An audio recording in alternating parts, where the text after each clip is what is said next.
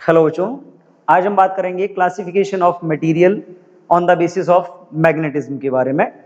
देखिए, बेसिकली जब हम बात मटेरियल्स की करते हैं या मैटर की करते हैं तो हमने अलग अलग बेसिस पे मैटर को क्लासिफाई किया है और हमको अलग अलग कंपोनेंट्स मिले हैं।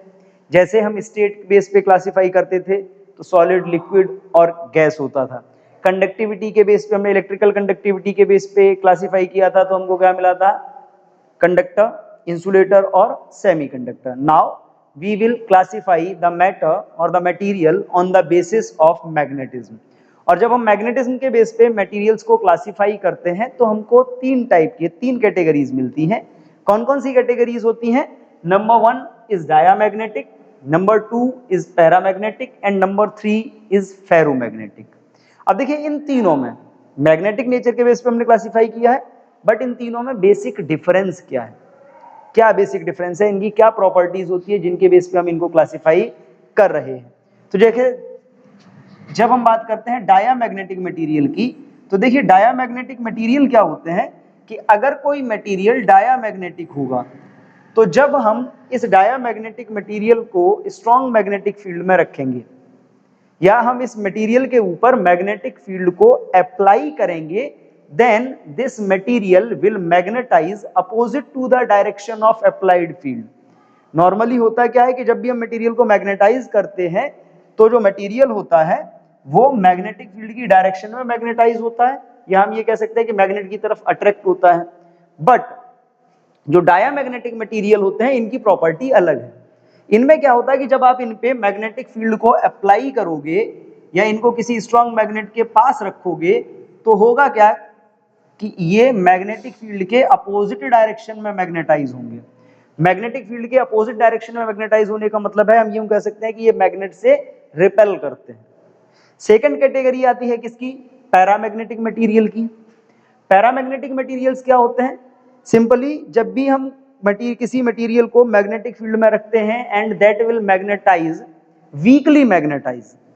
किसी भी मटेरियल पे अगर हम मैग्नेटिक फील्ड अप्लाई करते हैं या उसको हम किसी मैग्नेटिक फील्ड में रखते हैं और वो मटेरियल मैग्नेटिक फील्ड की डायरेक्शन में वीकली मैग्नेटाइज होता है। वीकली मैग्नेटाइज होने का मतलब मैग्नेटाइज तो होगा बट उसके मैग्नेटाइजेशन की जो स्ट्रेंथ होगी वो कैसी होगी? बहुत कम होगी। तो जब वो वीकली मैग्नेटाइज होता है या मैग्नेट की तरफ वीकली अट्रैक्ट होता है, then this type of material is called paramagnetic. Clear? Third आता है हमारा फेरोमैग्नेटिक। फेरोमैग्नेटिक क्या होता है कि अगर किसी भी मटेरियल को आप स्ट्रॉन्ग मैग्नेटिक फील्ड में रखते हो and it will attract strongly towards the magnet या इट विल स्ट्रांगली मैग्नेटाइज। तो किसी भी मैग्नेट को जब आप मैग्नेटिक फील्ड में रखते हो, ऑब्जेक्ट को मैग्नेटिक फील्ड में रखोगे और वो मैग्नेटिक फील्ड की डायरेक्शन में स्ट्रांगली मैग्नेटाइज हो जाएगा या वो मैग्नेट की तरफ स्ट्रांगली अट्रैक्ट होता है, then that type of material is called ferromagnetic material. Clear है? अब देखिए, ये जो मटेरियल्स हैं इन मटेरियल्स को हम डिटेल में स्टडी करेंगे और आज का हमारा टॉपिक है डायामैग्नेटिक मटेरियल्स। अब देखिए, डायामैग्नेटिक मटेरियल्स में बहुत कॉमन सी बात, जैसे अभी हमने स्टार्ट किया था, क्या होते हैं diamagnetic material?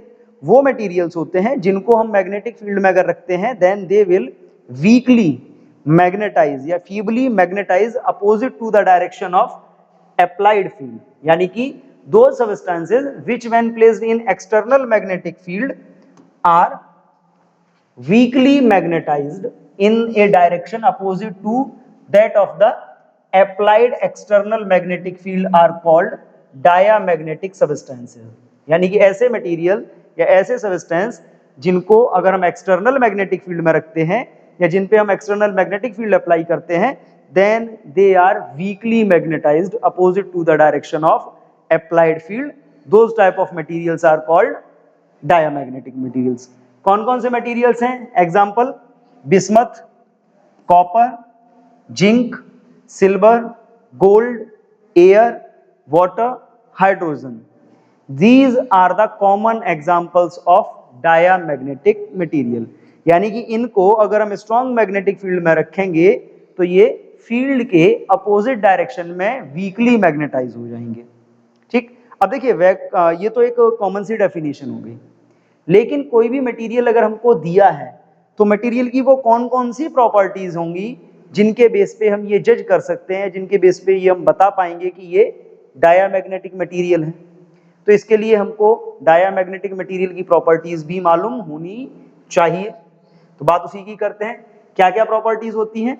Number 1, A diamagnetic substance is feebly repelled by a strong magnet, यानी कि सिंपली जो डिफाइन हमने किया था उसी के बेस पे अगर हम देखते हैं कि अगर हमारे पास कोई स्ट्रॉन्ग मैग्नेट है, जैसे हमने एक मैग्नेट रखी हुई है, ठीक है, ये मैग्नेट है, ये मान लीजिए नॉर्थ पोल है, ये साउथ पोल है। अगर हम कोई भी मटेरियल यहां पे रखते हैं and this is feebly repelled, feebly repelled का मतलब है वीकली रिपेल करता है फ्रॉम द मैग्नेट, जैसे ही पास रखेंगे तो ये क्या करेगा, रिपेल अगर करने लगेगा, यानी कि इस पे अगर रिपल्सन फोर्स लगेगा तो this material is called diamagnetic material. भले ही ये रिपल्सन कैसा होगा, बहुत वीक होगा, रिपल्सन कैसा होगा, वीक होगा। सेकंड प्रॉपर्टी क्या होती है डायामैग्नेटिक मटेरियल की, when a diamagnetic substance is placed in magnetic field the magnetic lines of force prefer to pass through the surrounding air rather than through the substance. यानी कि अगर मान लीजिए ये मटेरियल रखा हुआ है, कोई डायामैग्नेटिक मटेरियल हमने यहाँ पे रखा हुआ है और हम मैग्नेटिक फील्ड लाइन पैटर्न की बात करते हैं, मैग्नेटिक फील्ड लाइन पैटर्न की बात करते हैं, जैसे हमने यहाँ पे रख दिया, मान लीजिए ये रखा हुआ है मटेरियल, हम मैग्नेटिक फील्ड लाइन पैटर्न की बात करते हैं कि पैरेलल फील्ड लाइंस इस टाइप से आ रही हैं, ठीक है, फील्ड लाइंस पैरेलल आ रही हैं इस टाइप से, तो होगा क्या कि अगर सामने डायामैग्नेटिक मटेरियल रखा है तो मोस्टली फील्ड लाइन प्रेफर क्या करेंगी, they will pass through the surrounding rather than the material. तो फील्ड लाइंस क्या, क्योंकि ये रिपेल करता है फील्ड को, यानी कि ज्यादातर जो फील्ड लाइंस होंगी वो क्या होंगी, सराउंडिंग से पास हो जाएंगी, यानी कि ये जो इसका फील्ड लाइन पैटर्न होगा वो कुछ ऐसा होगा, देखो सराउंडिंग वाली तो निकल ही जाएंगी, जो सामने भी आ रही थी वो भी इस टाइप से टर्न करके निकल जाएंगी, इसके अंदर से जाना प्रेफर नहीं करेंगी field lines. Mostly field lines क्या होंगी, साइड से चली जाएंगी, रास्ता डाइवर्ट करके क्या होगा, मोस्टली फील्ड लाइन साइड से पास हो जाएंगी। कई बार इससे रिलेटेड क्वेश्चन बोर्ड एग्जाम में भी आते हैं कि आपको फील्ड लाइन पैटर्न दिया होगा, मटेरियल दिया होगा और आपको उसी फील्ड लाइन पैटर्न को ऑब्जर्व करके बताना होगा कि मटेरियल कौन सा है। तो अगर फील्ड लाइंस रेदर मतलब सराउंडिंग से पास होती हैं rather than the material, then the material is diamagnetic. Clear है। नेक्स्ट प्रॉपर्टी क्या होती है, next is when a rod of diamagnetic substance is suspended freely in uniform magnetic field the rod comes to the rest with its longest axis at right angles to the direction of magnetic field। जैसे कहीं पे कोई magnetic field है, ये uniform magnetic field है, इस uniform magnetic field में अगर हम कोई रॉड, मान लीजिए जैसे ये रॉड थी, ये रॉड थी, यहाँ पे हमने एक धागे से बांध के एक रॉड को हैंग करा दिया, यहाँ पे रॉड को हम हैंग करा देते हैं, जैसे ही हम इसको हैंग कराएंगे और इसको हम फ्री छोड़ेंगे, थोड़ी देर बाद क्या होगा, ये रॉड घूमेगी और घूमने के बाद इस रॉड की जो लॉन्गेस्ट एक्सिस होगी वो मैग्नेटिक फील्ड के परपेंडिकुलर हो जाएगी, ये घूम के मैग्नेटिक फील्ड के परपेंडिकुलर हो जाएगी। जैसे हमने ऐसा रखा हुआ होगा रॉड को, मतलब मैग्नेटिक फील्ड में लटकाया हुआ होगा, तो ये घूमेगी और धीरे धीरे घूम के क्या होगी, मैग्नेटिक फील्ड के परपेंडिकुलर, राइट एंगल्स, कैसी हो जाएगी, राइट एंगल्स, यानी कि परपेंडिकुलर हो जाएगी। अगर ऐसा देखने को मिलता है तो मटेरियल कौन सा है, डायामैग्नेटिक है। नेक्स्ट प्रॉपर्टी क्या है, when placed in non uniform magnetic field a diamagnetic substance moves from stronger to the weaker part of the field. Normally होता क्या है कि मैग्नेटिक फील्ड में आप सब्सटेंस रखते हो तो वीक फील्ड से स्ट्रॉन्ग की तरफ मूव करता है, बट डायामैग्नेटिक मटेरियल अगर होगा तो नॉन यूनिफॉर्म फील्ड में जब हम उसको रखेंगे then it will move from strong to weak, strong region से वीक रीजन की तरफ ये मूव करता हुआ जाएगा। क्लियर है, ओके। नेक्स्ट प्रॉपर्टी क्या होती है, next is the relative permeability mu r of a diamagnetic substance is always less than 1। Relative permeability हमने ऑलरेडी पढ़ा हुआ है, तो डायामैग्नेटिक सब्सटेंस की जो रिलेटिव परमिएबिलिटी होती है दैट इज लेस देन 1। तो अगर कोई मटेरियल, जैसे हमने क्लास किया प्रॉपर्टीज के बेस पे आप जज कर सकते हो देन ओके, अगर न्यूमेरिक वैल्यूज कुछ दी हैं, कांस्टेंट कुछ दिए हैं, तो उसके लिए समझ लीजिए कि रिलेटिव परमिएबिलिटी अगर लेस देन 1 है तो मटेरियल कौन सा है, डायामैग्नेटिक। दूसरी प्रॉपर्टी कौन सी होती है मटेरियल की, ससेप्टिबिलिटी। तो उसके बेस पे अगर हम बात करते हैं, the magnetic susceptibility of diamagnetic substance does not change with temperature. तो पहली बात तो ये कि टेम्परेचर के साथ चेंज नहीं होती, टेम्परेचर के साथ चेंज नहीं होती। क्लियर है। तो जो मैग्नेटिक ससेप्टिबिलिटी होगी वो टेम्परेचर के साथ चेंज नहीं होगी। दूसरा, हमने एक फॉर्मूला और पढ़ा था, क्या हमने पढ़ा था कि किसी भी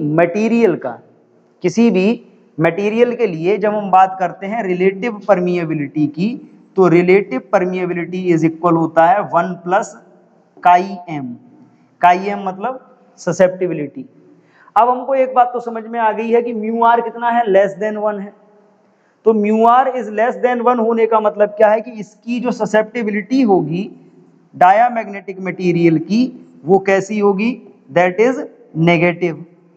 अगर किसी मटेरियल की ससेप्टिबिलिटी नेगेटिव है then the material is diamagnetic. Relative permeability less than 1 है तो वो भी डायामैग्नेटिक है।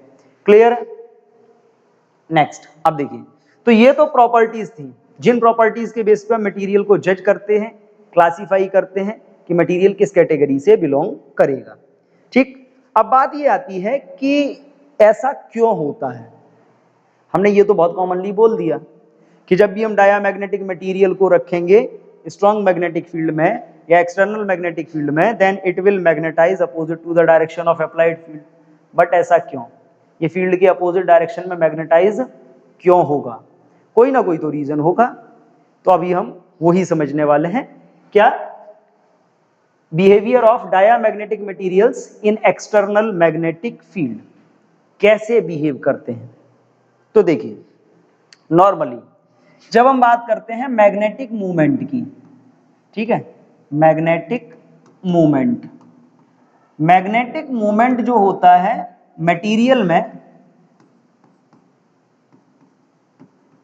ठीक है, मटेरियल में जो मैग्नेटिक मूवमेंट होता है वो मेनली दो रीजन से होता है।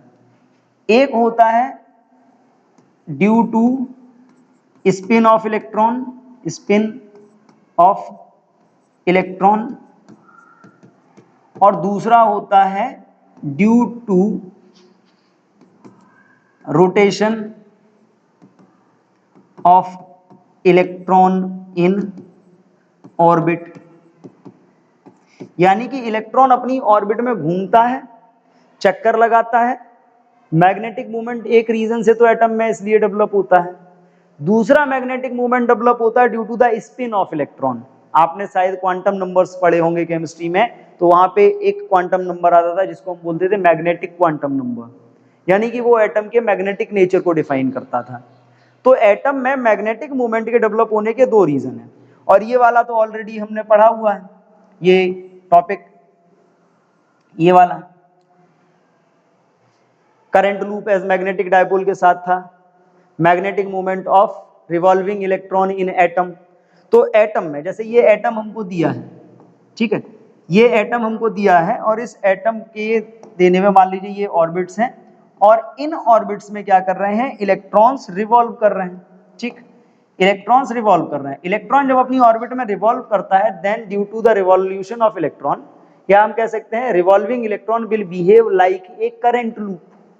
तो जब इलेक्ट्रॉन अपनी ऑर्बिट में घूमता है तो ये जो ऑर्बिट है या जो एटम है वो किसकी तरह बिहेव करता है, एक करंट लूप की तरह बिहेव करता है। एंड जो करंट लूप बनता है, और due to that current loop इसमें क्या होता है, एक मैग्नेटिक मूवमेंट डेवलप हो जाता है। बट जब हम बात ये करते हैं कि किसी भी एटम को, एक तो वो हो गया रिवॉल्यूशन के कारण, दूसरा होता है किसके कारण, स्पिन के कारण। और अगर हम किसी एटम में बात करते हैं तो एटम में उसके मैग्नेटिक मूवमेंट का मोस्टली जो परसेंटेज होता है वो किसके कारण होता है, due to the spin of atom. Electron के स्पिन के कारण होता है मोस्टली पार्ट। अगर हम किसी एटम को ऐसे स्पेस में रखते हैं जहां कोई एक्सटर्नल मैग्नेटिक फील्ड नहीं है, तो एक्सटर्नल मैग्नेटिक फील्ड ना होने की कंडीशन में, यानी कि जब मैग्नेटिक फील्ड कितना 0 होता है, तब जब हम मटेरियल को रखते हैं किसी स्पेस में, तो मटेरियल के अंदर जितने भी एटम हैं, हर एटम का मैग्नेटिक मूवमेंट क्या होता है, डिफरेंट डायरेक्शन में होता है। जैसे इसके अंदर कई एटम है, कोई एटम का मैग्नेटिक मूवमेंट इधर है, किसी का इधर है, किसी का इधर है, किसी का इधर है, यानी कि ओवरऑल जो एटम्स होते हैं उनके सबके मैग्नेटिक मूवमेंट क्या होते हैं, डिफरेंट डायरेक्शन में होते हैं। और सबके मैग्नेटिक मूवमेंट अलग अलग डायरेक्शन में होने के कारण इसका जो नेट मैग्नेटिक मूवमेंट जो होता है वो कितना हो जाता है, 0। लेकिन जब हम इसी मटेरियल को किसी एक्सटर्नल फील्ड में रखते हैं तो due to the external field ये सारे जो एटम हैं इन सबके मैग्नेटिक मूवमेंट एक डेफिनेट डायरेक्शन में आ जाते हैं and those are aligned opposite to the direction of applied magnetic field. यानी कि जितने भी मैग्नेटिक मूवमेंट डेवलप होते हैं, जितने भी मैग्नेटिक डायपोल बन रहे होते हैं, सारे के सारे एटम का जो मैग्नेटिक डायपोल है, जो मैग्नेटिक मूवमेंट है, एक्सटर्नल मैग्नेटिक फील्ड को अप्लाई करने पे वो फील्ड के अपोजिट डायरेक्शन में क्या होता है, अलाइन कर जाता है। और जब वो फील्ड के अपोजिट डायरेक्शन में अलाइन कर जाता है, that's why the material will feebly magnetized opposite to the direction of applied field. बहुत कॉमन सा कॉन्सेप्ट है। जब तक एक्सटर्नल फील्ड अप्लाई नहीं करोगे, net magnetic movement of the material zero रहेगा, बट जैसे ही एक्सटर्नल फील्ड अप्लाई करोगे, सारे के सारे एटम अप्लाइड मैग्नेटिक फील्ड के अपोजिट मैग्नेटाइज हो जाएंगे, एक डेफिनेट डायरेक्शन में अलाइन हो जाएंगे और एक नेगेटिव मैग्नेटिज्म जनरेट इसमें हो जाएगा और ये मैग्नेटिक फील्ड को रिपेल करने लगेंगे। क्लियर है? तो ये कॉमन सा कॉन्सेप्ट था, ठीक है।